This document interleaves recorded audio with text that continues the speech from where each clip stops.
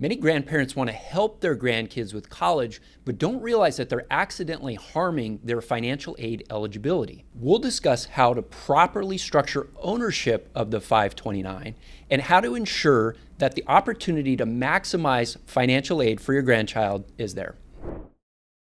Hey there, it's Anthony and Alex with 1 Degree Advisors, and we help you gain confidence in your retirement. So Alex, with Secure Act 2.0, 529 college savings plans have gotten a boost. A lot of grandparents are talking about this idea of saving for their kids' college. The reason it's currently in the news is because there was this new law that says you can take college savings and basically convert it over to a Roth IRA for your grandkids. So you have a lot of people that are asking about this, not only for the college savings, but also for this Roth idea here. Yeah, and grandparents, rightfully so, if they can, would like to help their grandkids with college. I mean, it's gotten so expensive nowadays. And the thing is in our conversations, with clients who are grandparents, I mean, they think they're doing a great thing. In many ways, they are. What they don't realize, and what many families fail to realize, is that there's actually unintended consequences of creating these 529 plans if you're not properly and strategically titling the ownership of the 529 plan. So let's really get into the background of where this mess can evolve from. So again, when you go to college, you have to fill out that FAFSA form. A lot of people are familiar with that. And essentially what that does is FAFSA determines your financial aid eligibility. So if there's an owner on a 529 college savings plan, it could be the grandparent, it can be the parent, and it can even be the child. And the taxes essentially work out the same way, where if it's put in there and it's used for qualified education, it can come out tax-free. The difference is with how financial aid works based on who the owner is. So speaking of ownership, I mean, let's just give it a brief example of what that ownership might look like. So let's say you have dad, who's going to be the owner of the 529 for their child. So it could be like, the Joe Smith 529 for the benefit of Cassidy Smith, and Cassidy is the child. So again, that would just be an example of what that title ownership would look like. So let's look at the 3 ownership examples. Go through if a grandparent owns the 529 college savings plan. So if a grandparent owns the 529 plan, grandpa 529 for the benefit of child, the way that works is the value of the 529 plan is not considered an asset when you're filling out the FAFSA form. And that's a good thing. Exactly. In many ways, that is a good thing.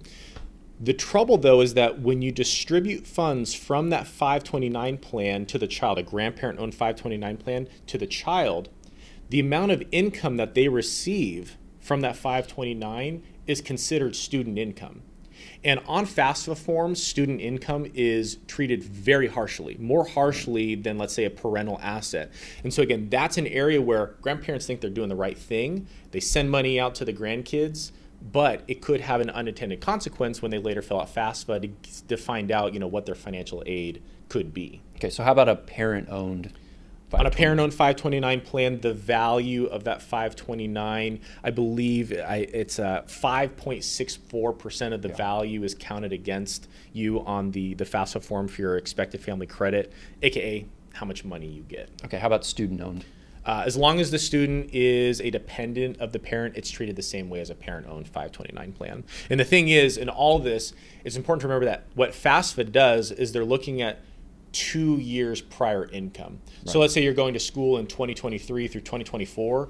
FAFSA is going to look at your 2021 income. Okay, so that is a really important point, because so if you're putting in a 529 college savings plan for your grandchildren, you really want to use that 529 plan in the later years of college, since it shows up as income. Exactly. And Kitsis has a great graphic that shows, honestly, how complex this can be. And honestly, my hope from the takeaway from this video for people to see is that you need to have a plan going into this. There's a lot of complexities, and it's a great idea to save for college, but you want to do so in a strategic way that, one, will provide your grandchild with the most money, but doing so that'll also maintain their financial aid eligibility.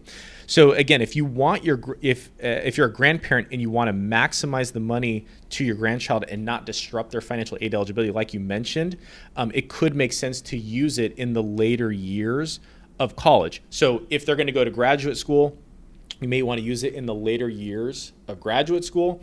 But let's say they're not going to go to graduate school, so they're just doing their undergrad. It could make sense then to use a grandparent-owned 529 plan maybe in their junior or senior year of college.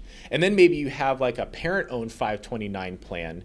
You would want to use that maybe in the freshman or the sophomore year of college. So again, strategically using these plans based upon the ownership type can really make a difference to maximize the financial aid eligibility. Okay, so a lot of grandparents, they do want to help their grandkids. They don't want to do it where they're paying more tax than they need to. Yep. They don't want to ruin financial aid.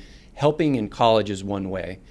We talked about the 529 college savings plans. Another tip is you can pay tuition directly, and that doesn't count as a gift. It's not taxable. Yep.